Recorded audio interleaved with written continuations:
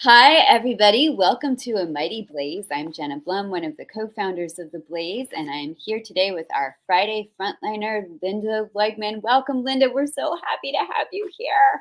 Hi, I'm so happy to be here. I'm so happy to see your beautiful face. I haven't seen you in so long, so I'm happy. Oh, Yes. likewise. And like, hi, we're friends, obviously. I would like to point out that Lynda today is dressed like her book cover with flowers, and I also, as we were discussing in the green room, I'm dressed like Lynda's book cover with my flowers, which is leopard print, but that's how I roll around. I'm from New Jersey. We don't have flowers. We just have leopard. So before we get started, I just want to welcome everybody to The Blaze. If you are a repeat Blazer, welcome back. Thanks for helping us keep the party going. Anissa, I see you. Also, if you are new to The Blaze, welcome. We are a team of 35 creative professional volunteers dedicated to connecting writers and readers in the age of COVID, Delta, Omicron, whatever the variant is, well beyond. Like, we would like to run forever like cats. If you like what you see here, please give us a like or follow on Facebook, Twitter, Instagram, YouTube. We are ubiquitous, and subscribe to our newsletter, which is www.amightyblaze.com, so you'll never be left out of literary events ever again. No mo FOMO. Nobody likes that. So without further ado, I'm so excited to welcome my friend Lynda. Lynda, I'm going to read your official bio now. Oh, Are you ready? Oh gosh, it's like I was gonna say it's like a horror movie. Oh. I mean, it's like a glow up. It's the way I'm Right. thinking of it. Like, this is actually you. So for Okay. those of you who don't already know Lynda, you can have a little nap if you like while I read this. Lynda Cohen Loigman grew up in Longmeadow, Massachusetts, representing. She received Yes. a BA in English, American Literature from Harvard College, some of you may have heard of, and a JD from Columbia. Her debut novel, The Two-Family House, which has so many fans, was a USA Today bestseller and a nominee for the Goodreads 2016 Choice Awards for Historical Fiction. Her second novel, The Wartime Sisters, which I blurred, thank you so much, was selected as a Women's World Book Club pick and a Best Book of 2019 by Real Simple. The Matchmaker's Gift, which I'm so excited to talk about today. Look at this scrumptious, like, beautiful book. Thank you, Andrea. You took the words right out of my brain. This cover is like to die for. The Matchmaker's Gift is Lynda's third novel, and Publishers Weekly has called it charming, stealing my word. PW took that right from me. Readers are in for a treat, and the book reporter said, I love this. Although this book is no fantasy, it crackles with real, powerful magic that is matched perfectly by Loigman's beautifully crafted characters, whose battles with feminism, religion, ambition, and power ground this gorgeous, uplifting novel and give it some weighty emotional heft, which is true. And if you have not purchased several copies of The Matchmaker's Gift yet, you should definitely do that. Our producers are going to pop the link in the chat. So buy it for yourself, buy it for the holidays, buy it because it will uplift you. It will make you feel really, really good. It is awesome. Lynda, welcome. Thank you. Wow, that was quite an intro. I don't even know what to say. Well, I'll ask you some questions and you can it's all you. You earned all of those accolades, and all of your cred, your street cred is honestly earned as well. So for those who have not yet devoured The Matchmaker's Gift as I have, and so many of our booksellers, our Blazers have, everybody, all the advanced buzz was just like, people are like, I love this, I love this, I love this, I love this, like bees everywhere buzzing about this book. Can you tell those who have not yet latched on to the Matchmaker's Gift phenomenon what the book is about? Give us your thumbnail. So The Matchmaker's Gift is a dual timeline story, and it is about a grandmother and a granddaughter. The grandmother we meet as a young girl. She's an immigrant. She lands on the Lower East Side, and her story is in the 1910s and 20s. She has a gift for seeing other people's soulmates. And her granddaughter, whose story mostly takes place in 1994, has very inconveniently inherited this gift. And I say inconveniently because she's a divorce attorney. So it's not a good thing for her to be having these flashes of like soulmate love stuff when she's supposed to be just like breaking people apart and helping them to end their marriages. So that's kind of the main, I don't know, that's the little elevator pitch. That's what the story is about. That was an excellent elevator pitch. I love so much how Sarah, the grandmother, matches people, and I'll talk about that in a minute. But first, I would love to know the question that everybody wants to know, which is how did you get the idea for this book? Let's knock that out of the park, and then we can ask some more specific questions. So I wrote this book during COVID, as so many of us did, for the books that are all coming out now. And what happened was in March of 2020, I got a phone call from my daughter. She was crying and she said, well, she was a junior in college, and she said, we have to be out by Sunday. They had to leave the dorms, and she was on her way home. So she actually brought home her roommate, and they missed pretty much half of their junior year. And it was really nice to have to still be roommates for a while. And so we have a guest room at my house. It was empty. Bring her, sure, of course. So a couple things happened that helps to inspire this story. The first thing was, we had dinner together every night, which I would have done anyway. But before the girls came home, I was in this house of men. It was me and my husband and my teenage son and my dog, who was also a boy. And we had a dinner, we had conversation around the dinner table, but not it was not so sparkling. And the girls came home, and you add these two college age young women who were really ambitious and really thoughtful and really brilliant. And the dinner is elevated. The dinner conversation is way elevated. And we're talking about just all the things that young women are facing at school. They're asking me about some of my work, situations when I was working as a lawyer. They're talking about what their concerns are in this world. And, I'm thinking how things haven't really changed so much. So that was one thing. That was sort of where my head was at, thinking about them and just how amazing they were. And I don't know, just thinking about a lot of women's issues. Then at the same time as all the dinner stuff, which everyone did, during COVID, we were binge watching. And our binge watch for a while was called Indian Matchmaking, which is this great show about a traditional Indian matchmaker. And when we were all done watching all of those episodes, my daughter's roommate, whose name is Adele, turns to me and says, my grandmother was an Orthodox Jewish matchmaker in Brooklyn. And she pulls up on her phone this article. The New York Times wrote an article about her grandmother, and there was this picture of her grandmother, a big, huge picture of this woman in the 1977. And the article also talked about a few other matchmakers in Brooklyn. And there was reference in the article to a file cabinet, filled with notes of matches. So, I'm a reader, of course. When I hear file cabinet, I immediately think the mixed up files of Mrs. Basil A. Frankweiler, the children's story. And I just thought that would be such a fun story, all these notes about different people. And that would just, I don't know, something about that really appealed to me. And I was working on another story that I called my agent and I said, I'm kind of thinking about a matchmaker story. What would you think about it? I kind of just had a very rough thought about it. And the next day she called me and she said, I can't stop thinking about it. I think I want to tell your editor about it. And she told my wonderful editor, Sarah Canton. And Sarah said the same thing that my agent said. They both, I think it was something about something in the zeitgeist. I don't know, something in the moment. Everybody wanted that story. They wanted to read it. It was going to be a story about connections, when we were all so isolated and so unconnected. So I don't know. So I just put aside what I was working on and I started. But the thing is, a matchmaking story, you think when I say that to you, you think, well, it's a romance, but I don't write romance. I write historical fiction. So that was the issue, right? How am I going to come at this from a historical point of view? What time period am I even looking at? What am I going to do? So that's where I was starting.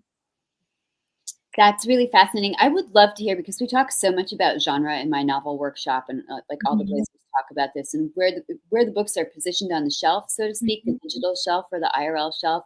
Can you clarify for us the difference between the romance and the historical fiction? I mean, I can try. A romance traditionally has really strict rules that it follows. It has the HEA, the happily ever after, and there's sort of there are different kinds of romances. There's the enemies to lovers romance. There's all the different sort of formulas for it. Historical fiction is a really different thing. It's set in the past. I mean, not necessarily the distant past, but it's set in the past. And I don't know, you can have historical romance for sure.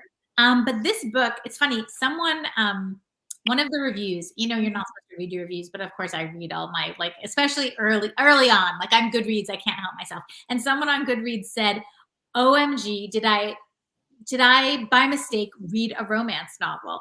And I was like, OMG, did I by mistake write a romance novel? Like, because this book, it has two fully developed stories, two characters with complete arcs. It's not just like that sort of historical thing that people do where like it's a book set in the present and someone finds a letter and then there's little tiny flashbacks to the past.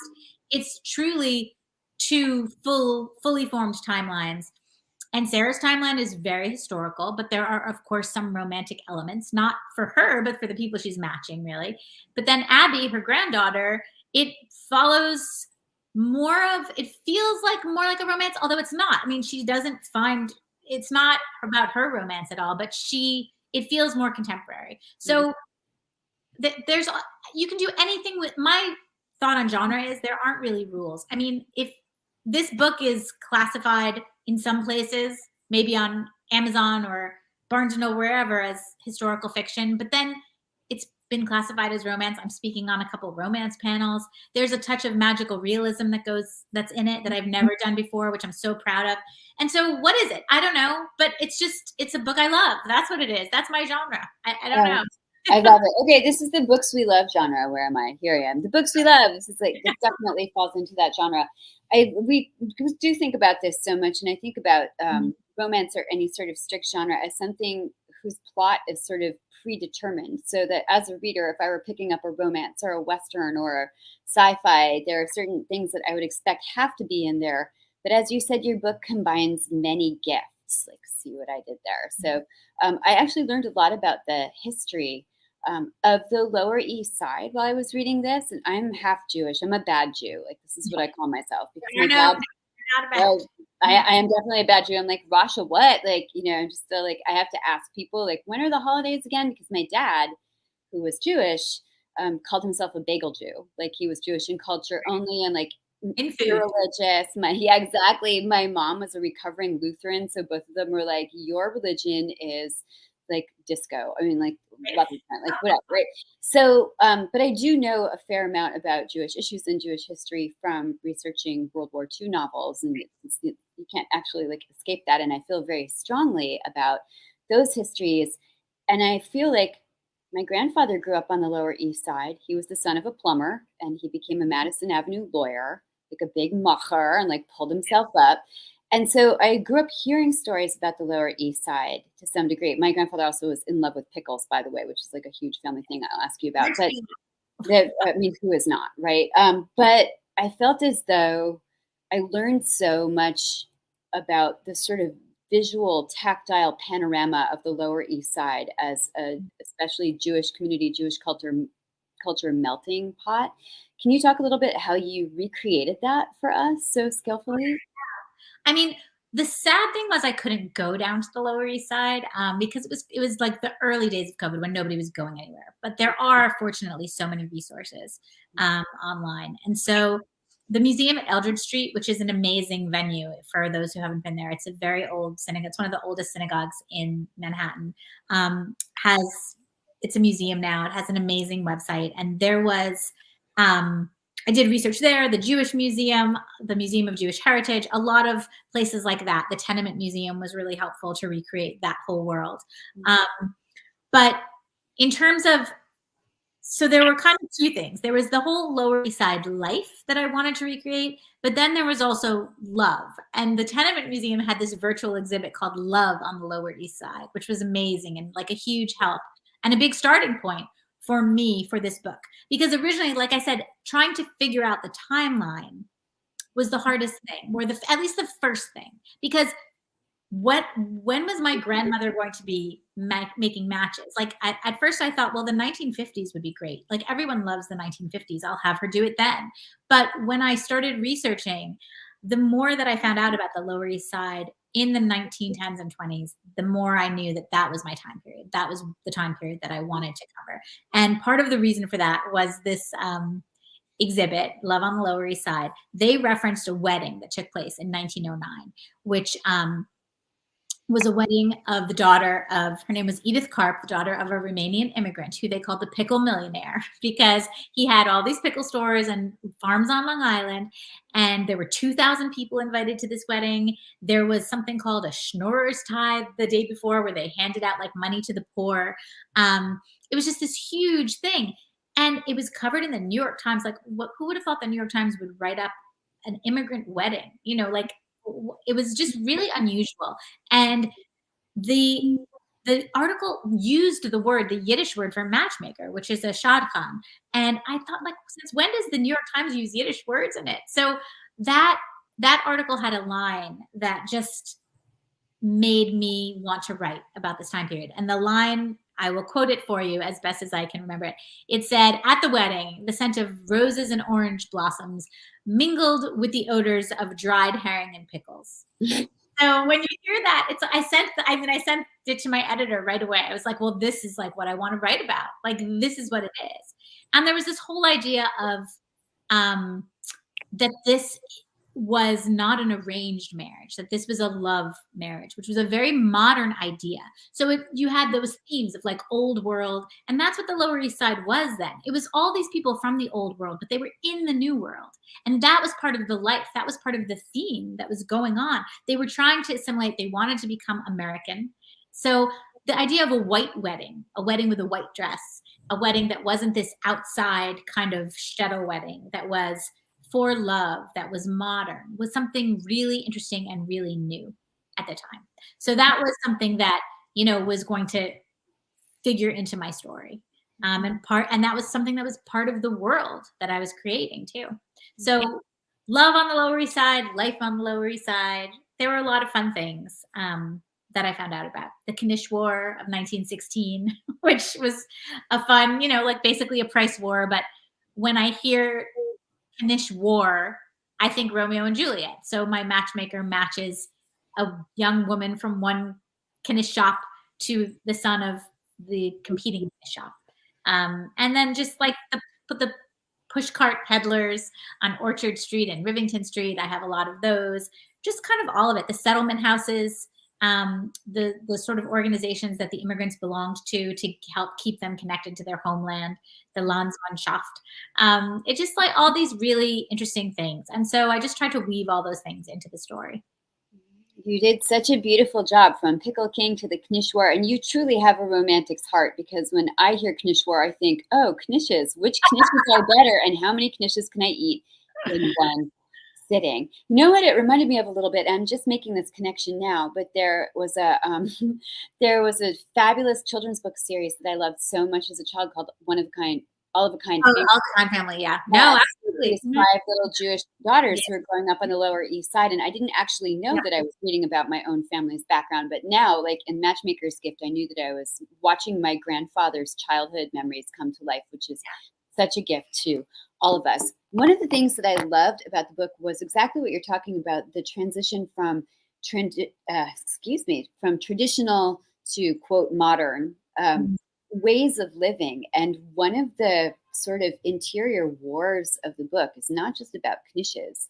It's about the grandmother, Sarah, who makes these love matches and doesn't do them for money. And she's very much a woman in a man's world, like to her peril. And can you talk a little bit about the culture that surrounds her, and whether or not you consider her sort of a parable of feminism? I consider this very definitely a book. Yeah, no, she's definitely a feminist, and I poured a lot of my thoughts about those conversations I was having with my daughter and her roommate around the dinner table into Sarah's world. And in the very early stages of my research, I found a statistic that just blew me away, which was that at that time, at least according to the New York Times, at that time in 1910 in New York City, there were over 5,000 professional Jewish matchmakers, and the bulk of them were men. And so when I read that, it sort of smashes to smithereens that whole idea of like Yenta, right, that we have from Fiddler on the Roof, of the female matchmaker. And to think that there are, all of those men, 5,000 men, going up against one woman. And the reason that there were that most of them were men was because it was a real business. I mean, people were making their living this way. It was a very serious business. It was a mercenary kind of business. And so people wanted to deal with men in that context. But here comes Sarah, my character. Of course, I was going to write about a young woman. She was going to be unmarried. Unmarried people are not allowed to be matchmakers, man or woman. And they're going to be really threatened by her. Isn't that a strange thing that a man would be threatened by a young woman in a professional setting because she's better at the job than he is? So that was like what she was facing. And they bully her and they threaten her. And eventually they bring her in front of a rabbinical court. And there's a whole courtroom scene, which I love, where she's just defending herself against all these men. And later on in the scene, some of the women who she's matched come to her defense, kind of testify on her behalf, which was a really fun, wonderful thing to write about. So yeah, she's a feminist for sure. She's just a powerful woman. And one of the things that I also feel really that I feel really happy about in the story is that her gift, we see her as a young woman, but we see her also when she's older. We see her when she's in her 50s, and we see her even when she's in her 90s. And her gift changes as she gets older. So it's not just that she is matching all the people in her neighborhood who are just like her. When she gets older, she matches men with men. She matches women with women. She matches people of all races and all ethnicities. And she realizes that there is not a barrier to love, because as her world expands and her acquaintances expand, so too do her matchmaking skills. And that it was really important to me to include in the story. I loved watching her matchmaking shift over historical epochs. And one of my favorite parts of the book, which is actually very small, and speaks, I think, to, like, again, your good-heartedness versus like my grim mindset. Sally Koslow, who is an author we love, who was just on Blaze for The Real Mrs. Tobias. Hi, Sally, said, this is such a happy book. And it is. And, you know, it's about love. It's about feminism. It's about pushing back against rigid tradition to invent your own traditions. But there's this one, maybe even half a chapter, or not even, that's about when Sarah starts to matchmake the people who survived the Holocaust and came over to this country and started to rebuild those families that had been lost. And when I saw that, I was like, that is the book that I would have written. I would have like taken like some poor people and like explored their atrocity, and then like finally had a little wedding at the end. And yours is all about, like, you know, it's about.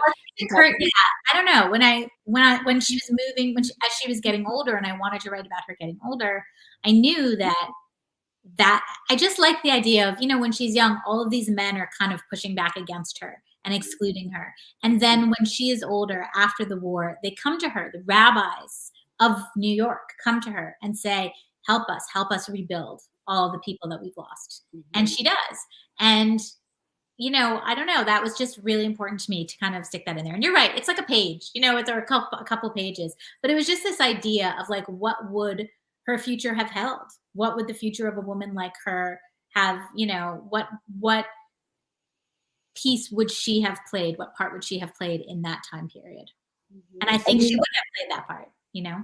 Oh, absolutely. Because Sarah is somebody who does what she thinks is right. She's like, I know what I know and I see what I see. Yeah. Because it's sort of like Dr. Seussian refrain that she goes through. It's like the Horton Hears a Who thing. And I love that. And she knows love when she sees it. And as she goes through the book, like, love is love is love. And you wrap these modern sentiments in, and the traditional sentiments, in a lot of like really beautiful stories. So it's never pushed in the reader's face, but we can see like how our definition of traditional love changes over time, or how women's roles change over time. There's this one passage that I love so much on page 195. From now on, Sarah Glickman decided she would go about her work in a professional manner, no more hiding what she was doing. Most importantly of all, no working for free. And I was like, this is a feminist book, because I feel as though, and forgive me, gentlemen, but I do feel as though women do so much work for free. Talking about money is hard. You're like, oh, I'll just do this one nice thing for this one person. And the next thing you know, you've spent your life doing really nice things, which is the most important thing, arguably. But it's also nice to get paid. So like, I really appreciated how you incorporated this so beautifully. Couple of other questions I have, and then I know that our audience is asking like so many delicious questions that I want to have a chance to ask. One is about the tone of this book. Like, you know, I'm one of your fangirls, and you have a lot of fangirls and fanboys in this chat. Like, I love the Two Family House. I love the Wartime Sisters. Your books are like meals where you set the table and people are welcome, and it's an easy, lovely place to be. And you're like eating history. Well, that's how I see it. Call them as I see them. But you're like sort of eating history, but mostly you're like eating people's stories, and it's very nourishing, and yet it's very easy and accessible. This book too has that sort of easy entry, like that welcoming air, but I felt like the tone was a little bit different. And I was thinking about what you said about magic realism. Like, there's some magic realism in here. When I was reading this, I was like, this is sort of a departure for Lynda stylistically. It reminds me of Isaac Bashevis Singer. Like, my agent and I talk a lot about Isaac Bashevis Singer because that was who she did her thesis on. But like Singer, like Malamud, like there's this sort of like almost old-fashioned fairy tale-ness and like spareness and sort of elegance to the writing, both about Sarah and about her granddaughter Abby. And I was wondering if that was like a deliberate sort of stylistic departure from your previous books. Yes, definitely. Bernard Malamud actually has a really wonderful short story about a matchmaker called The Magic Barrel, which I would definitely recommend to people who are interested in reading another matchmaker story. But yes, 100%. Before this story, I actually wrote a whole story that was sort of like a fairy tale prequel that is sitting in my drawer and still yet to be out in the world. Maybe will be out in the world one day or get rewritten or whatever it is. Yeah. And I love those stories. I love Naomi Novik's Spinning Silver. I love Rena Rossner's books that have this magical realism and this sort of folklore-y, fairy tale-y kind of stuff going on. So I didn't go that far. And, you know, this book is not that, but there are elements, small elements of that in it. And this is just a real story. Like someone asked me how my first, you know, because my first two books are different. They're sort of more serious. This is lighter. This is by far and away the most joyful book that I've written. And hi, Jean. And so I was trying to describe, like, when I wrote my first book, which I think is the case with a lot of people's first books, there was a lot of autobiographical stuff in it. There was a lot of, it wasn't that the story was anything that happened, but there were things in there, little bits and pieces that were really from my family, like very much so. The same too with my second book, which is set like 5 minutes from where I grew up. This book, I felt a little bit like I graduated from all of that. It was like going through therapy with my first books. And this book has nothing, not that it has nothing of my family, because my grandmother's voice was in my head a lot, you know, with Sarah's voice, and I see what I see and I know what I know. But this book was really like my own creation, 100%, just from I don't know, from my gut, from my heart. It was just like a book of my heart is how I think of it. And that little fairy tale-ish aspect to it is because that's what I always love in a story. I love a story that just grabs you and wraps you up, and you just want to sit under a blanket and read it. And it's a story. It's an old-fashioned story. I don't know how else to quite say it, but yes, it's very assured. Like, the writing is very assured in this. And I read this, I was like, Lynda, it's just like watching somebody do like repeated like triple axels. You know, it's just like this very graceful, very assured writing. And it was such a treat because it was like reading a classic. It was like reading a Jewish classic, and I was like, this is just a beautiful thing. So I have a question about the matchmaking method that Sarah has, and I hope you don't think this is a reveal, but I loved it so much, like how she knows, and then there's a variation on this for her granddaughter Abby, how she knows two souls are meant for each other. And I don't know if you want to talk about that with your audience if they haven't read the book yet, but I wanted to know if that was based on anything, or like, how did you come up with this charming method of seeing two souls tied together? It's not really based on anything. The only thing I can say is that as I was thinking about the story and about what would lead her to figure out people were meant together, I was at the same, you know, I was researching the Lower East Side, and I read something about, somewhere I came across the story of Hyman Muscat, and there are still Muscat eyeglasses today. It's like pretty like big eyeglass company, and he sold eyeglasses from a push cart.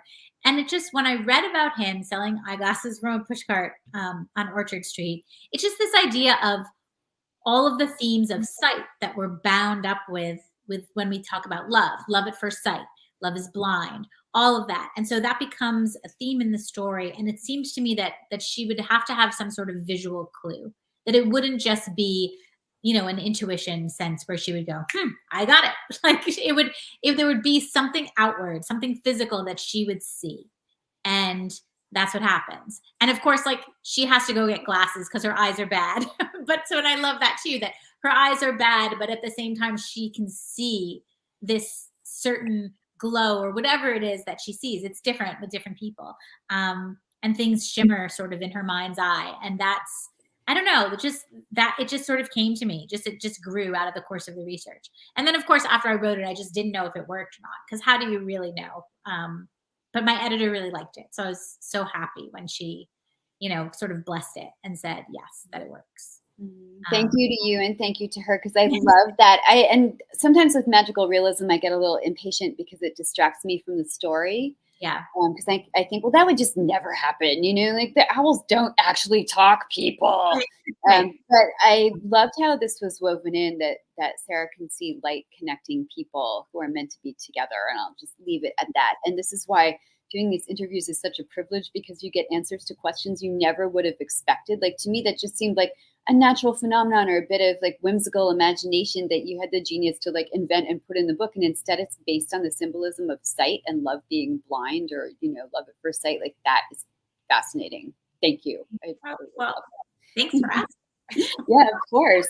And I also have a Grandma Tilly question, because we were chatting in the green room a little bit about like people's grandmothers and how Sarah, as she evolves from being, I'm not going to say a headstrong young woman, although that's often used to describe heroines, but more just like somebody who is very certain of herself and her purpose, which seems like a rarity for women. Like at that time, they were not raised to be that way. And when she becomes like Grandma Sarah, there's something incredibly endearing about Grandma Sarah, where she's just like, this is the way I see it, and this is the way it is. And like, there's lots of babka, and like, everybody knows Grandma Sarah. And so I wanted to ask how much of her was based on your Grandma Tilly, who I know you have such affection for. And then can you please give us a Grandma Tilly anecdote, like your favorite Grandma Tilly story? Well, Grandma Tilly, my grandmother was like, she was a riot, and she was one of those women who, as she got older, had no filter. But grandma, when Sarah says, I see what I see and I know what I know, it's a little bit based on, my grandmother used to say, you're right, you're not wrong. Like, because it wasn't enough to be right. You also had to be not wrong. Like there was like a slight distinction. And she just had a lot of, she had a lot of sayings. She would say like, to make a friend, you have to be a friend. Like, she would just say things like that. She was just all about like unconditional love, like no one was more brilliant, no one was more handsome or beautiful or wonderful than her grandchildren. And she would, it was just there. Yeah, she was really the person for me and my brother and my cousins. She was the person who just like believed the best of all of us. So that was a very special thing. She also made a great cake, which is Tilly cake. We call that Tilly cake. It's like a sour cream chocolate chip cake, which I'm going to actually make with Rachel, on, baking with Rach. So I'm really excited about that. That comes in a couple weeks. I'm so excited. I'm already like, I just want to like rub that cake all over my body. Lynda is going to be back in the plays with Rach Levy-Lesser, who is our baking show cookbook author. Yeah. It's a very easy cake. Yeah, it's a 1 bowl cake. It's easy, so everyone can do it. If you can't bake that cake, then I don't know. You don't have an oven, but because anybody can bake it. Okay, good. We like that. And you had me at sour cream, to be honest. So like, I'm really excited. It sounds like Grandma Tilly was like almost like a walking meme in some ways. Like everything she said.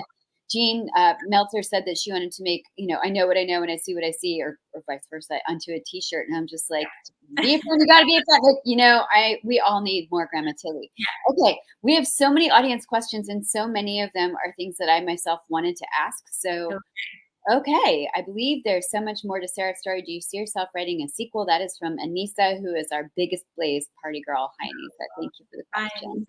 I don't know, like, not right now. I mean, maybe sometime I'm working on a different book, so maybe sometime in the future, but I tend to people ask me that about the two-family house too. Would I write more Mm, about Natalie? I kind of feel like a story encapsulates a just like a chunk of time. It's like I'm just not sure if I could do it. I don't know. So not right now, but never say never. I always think when people ask about sequels, it's such a great thing because it means that they really fell in love with your characters and they want to know more. Like what happened to these people who you Yeah. made, who you pulled from the Yeah. ether.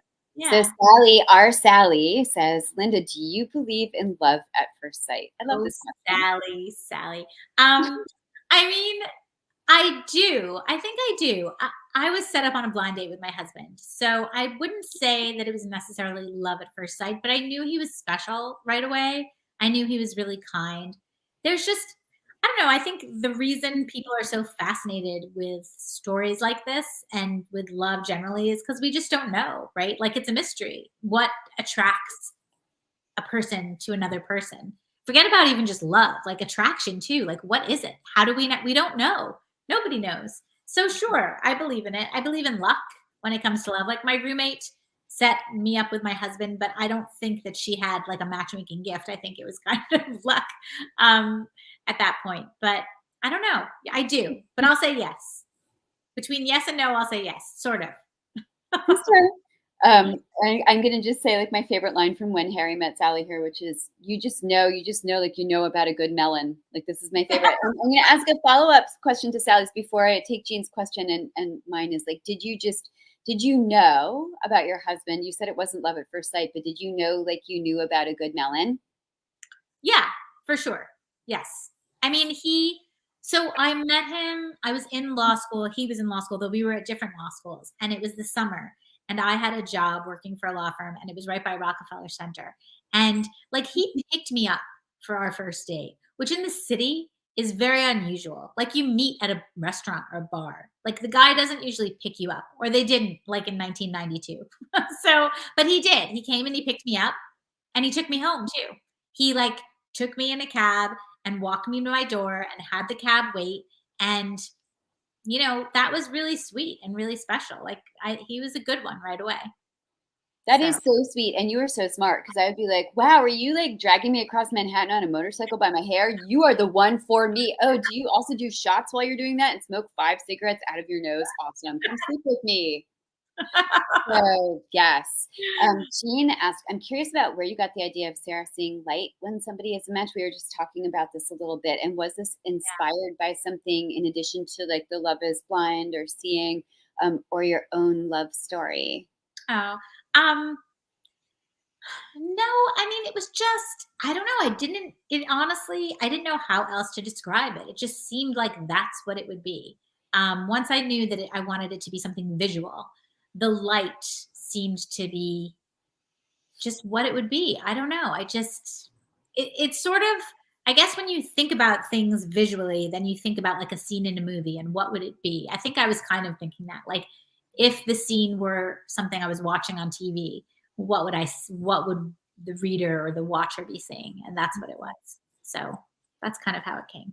I love it's kind of like this light that arcs from person to person. Sometimes it's not always the same, right? But I was thinking of it like sometimes I watch a lot of Hallmark movies, and like I Yeah. feel like there's like this little beam of light that would have like an accompanying like harp string music to it, right? Like like, but it's just like Yeah. there. It's kind of like Yeah. I love that it was a visual. Great. And I think we had a couple more audience questions. And if not, I have like many, many more questions that I could ask. Um, There's also like I love what they did with the cover because they did this like yes. memory thing, which like gets you a scene like that. There we go. Yeah, no, I definitely wanted to talk to you about the cover, but I knew I had seen one other question go flashing by, like Sarah's That's Gina's right. light. So yes, yes. So Anissa wants to know which scene in the book was the hardest to write and why. Like, what an interesting question. The courtroom scene, the scene where Sarah's called in front of the rabbinical court, because it was all dialogue and there were so many voices. There were the three rabbis, and each rabbi, because a rabbinical court, which is also called a bet din, it's usually three learned men or three rabbis, and so in Sarah's case, it's three rabbis, And they all had really different personalities. And there was sort of one that was her family champion, one that was the champion of all the male matchmakers, and one that was sort of impartial, the oldest, most senior one, Rabbi Pearl. And he's sort of the voice of wisdom. And he's the one who ultimately really is the deciding vote. And writing those three voices, keeping them straight, having the men, the angry matchmakers constantly interrupt, having Sarah trying to like describe what she would be feeling in that moment. It was the most complicated. It was complex. It wasn't hard. I always knew what I wanted it to be like, but getting it right took a very long time. It took a couple weeks to write that scene. Wow, I would never have guessed that. I mean, I don't want to sound sycophantic, but it sort of just went along really nicely. I have a horror of writing courtroom scenes. Yeah. And I also struggle when I know that I have to write a scene with a lot of different characters. It's intimidating. It's sort of, you just have to be very steady and deliberate. And I kept like kind of putting in the wrong rabbi name and getting things wrong. And also I was worried because I wanted it to be correct. And I actually talked to a bunch of people who like from Bet Din of America and different like people, because I didn't want to do something procedurally wrong, but it turns out like there weren't a lot of procedural rules for Bet Din back then. So I just sort of consoled myself with that I couldn't really get it wrong because there weren't really strict rules the way there would be in a courtroom, like the way you would introduce evidence or something like that. So it was a little bit of a free for all with everybody screaming at everybody. But so it was fun. It was really fun to write, but it was difficult. Yeah, that totally makes sense. And what was your favorite scene to write and why? I really, I liked writing Sarah when she was really old at the end. I liked writing the matches that she made when she was like 90 years old. And I loved when she sort of matches her doorman. And I loved writing that. I love when sort of she loses her gift for a little while and it like snaps back on her 90th birthday.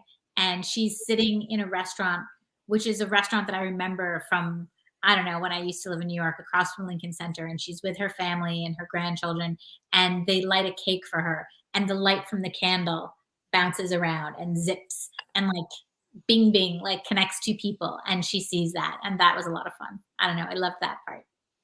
Me too. Also cake. No, I thought at the time that was really awesome.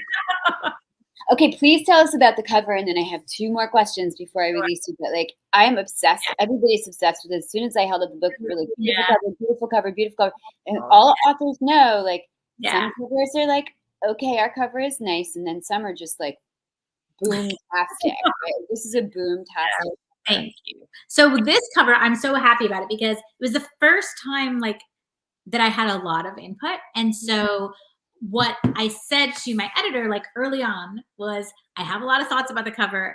And she said, let's start a Google Doc and you can put like things in it. So, cause I really thought I wanted it to look like a ketubah, which people might not know. So a ketubah is a Jewish marriage contract.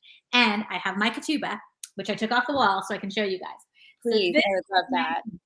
So it's huge. I mean, and they're usually big like this. Sorry, getting it right. So they're really highly decorated and they're often floral in theme. And they have like little symbols. So like there's a mezuzah that you would put on your doorway, and there's like a house, you know, different things that are thematic to like having a happy home kind of thing, you know, or whatever it might be. Different people have different kinds of ketubahs, but they are decorated. They're usually floral. And they have little symbols. And so this book, I said, please, I really want there to be pickles on the cover. So it has like, instead of a house and a museum, it has like the wedding rings, right? And it has the eyeglasses, the spectacles are there. And there's my favorite, the pickles. There's a bracelet because there's a bracelet that figures in the story. And then they decided to put a bride and groom there. And then of course there's just this like flash of light or whatever. I don't know. It's sort of like in the Disney, you know, the opening for Disney's, the thing we used to watch at night. What was it called? The Magical World of Disney, right? Yes, Magical World of Disney. And they have like Tinkerbell would take her wand and like make her little light thing over the castle. That's what like that looks like to me. So that makes me really happy. So it's very symbolic, the cover, and it just, I don't know, when I saw it, when she sent it to me, I was just so thrilled because Michael Storings is the cover designer, and he just like nailed it right out of the park, first try. Is this like literally this is the first one they gave you? The first So version? the only real change was I think I was a little worried because I didn't want it to look too much like a romance book. I wanted it to have some gravitas. So there were like, I think the rings originally it was like an engagement ring, like a shiny diamond ring, and that was like too sparkly for me. I was like, I want to make them wedding bands. And then I think we changed the bride and the groom. I actually didn't want the bride and the groom. I wanted to like take away the bride and the groom because I thought it would make it less romancy and sort of seem more historical. But they really love the bride and groom, so it was like, you know, and I do love them, and it, you know, it is a matchmaker, so it's not like a surprise that there would be a bride and groom. But we changed the actual bride, and like the one that they had, I don't even remember what it looked like anymore. This one was slightly different. They were like maybe the other ones were like you saw them from the back, and this one you see them from the front, or I don't really remember what it was, but Yeah, I love this. I actually love the little bride and groom. And when I look at this cover, I don't think romance. Like I do think love, but I don't think romance. And romance has like a very specific. My mom used to call them hand on the thigh books because the romances used to be like these paperbacks in the spinny rack at the yeah. supermarket, and there would always be like a pirate or like a bare-chested Fabio looking dude with his hand on a woman's thigh and her breast would be heaving. Like that's romance, girl. This is like beautiful historical fiction with love in it. So I think it does have that beautiful historical fiction look to it. So fantastic. Okay, two more questions. One is what, speaking of Love is Blind, do you have any recommendations for what shows we should be binge watching about matchmaking? One of our producers is like, yes, Indian matchmaking, you should definitely. Well, season 2 of Indian Matchmaking is out, so I haven't started it yet, but I'm pretty excited about that. I had read that they were going to be doing like Israeli matchmaking, like that they were going to have that. I don't know if that is true. I don't necessarily have TV show recommendations. I have book recommendations because Jean Meltzer is here and she wrote her beautiful book, you know, Mr. Perfect on Paper, which is also features a matchmaker and a grandmother. And Hannah Orenstein's book, Meant to Be Mine, a matchmaker and a grandmother. And Lauren Jessen's book coming out next year, Lunar Love, Matchmaking and a Grandmother. So there are a lot. You know, there was an article in the New York Times yesterday about retro dating, like what are we getting wrong and about matchmaking. I think it's like something in the zeitgeist. People want to go back to like real connections instead of just an app. So I don't know. So everyone should be. I'm doing an event with Jean and Hannah in Chappaqua on November 17th. We're having a matchmaker event up here. If you want to come, it's going to be really fun. Yeah, we're going to have, I don't know, all kinds of craziness. It's going to be super fun. Will there be a matchmaker? I'll come. We're going to try. We're working on it. Okay. What we're going to do. Yeah. Yeah, just bring a lot of single guys. I'll show up for that one. And of course, like they should revoke my Blaze license because I'm like, tell me about TV shows, and there are fantastic books about love and matches. But I'm picturing your Blaze license, like you get this like license and it has the Blaze logo and like literally there's like a Blaze license. I will send you a Blaze license. Like one of my friends sent me this CEO plaque like back in the day in 2020, which was so great. I wonder if matchmaking is making a comeback simply because like when I was on Match.com in the in the beginning of the millennium, and it was really the Wild West, that was like the only site that was out there, and like people were just wacky. Like they would show up and be like 400 pounds overweight or like have pox. You know, and I'd be like, you didn't mention you had pox. You should have perhaps mentioned you had pox. But I think now, like when I listen to my friends who are dating online, and there's such niche things, like there's like coffee and bagel or field, or like if you want to just go and get a massage for your feet but not your arms, like there's an app for that, right? So I feel like there's just so much Tower of Babel information. Maybe that's why we would like somebody to make a match for us that seems stable and legit. What do you think about that theory?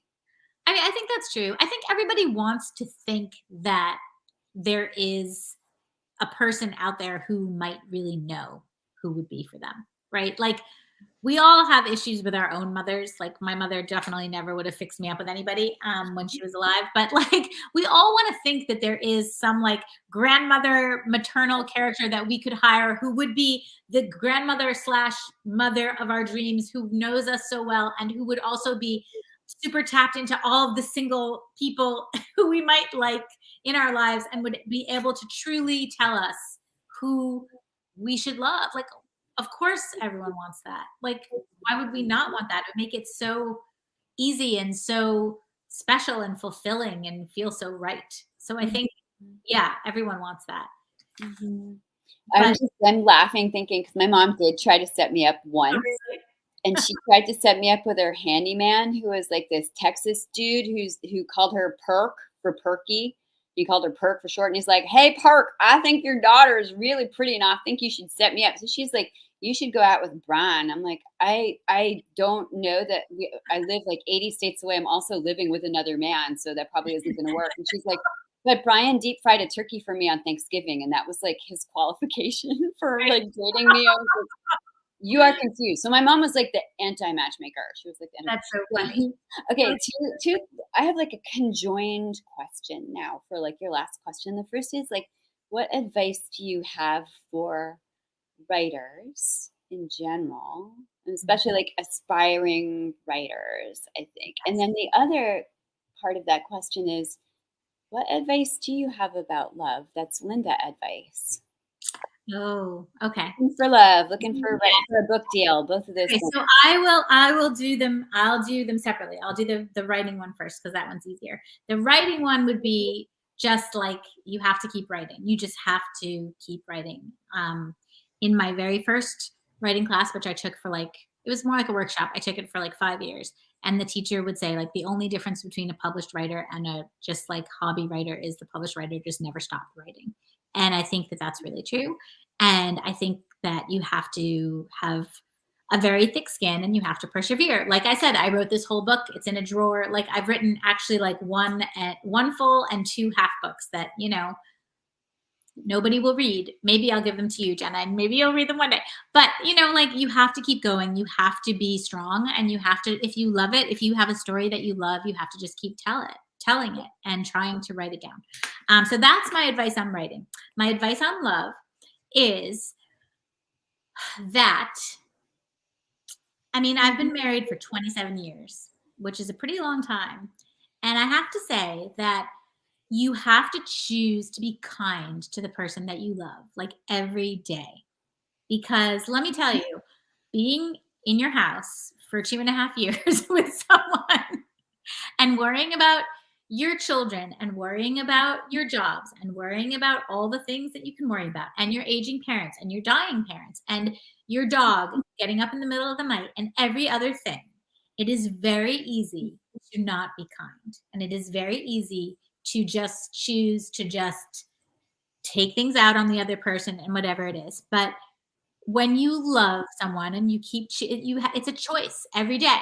You have to keep making the choice to keep loving them. I'm not saying it's the choice when you first meet them, but I'm saying to keeping it continuing for all that time, it's a choice to keep choosing them and keep choosing your relationship and keep choosing to be kind. So that's my 2 cents.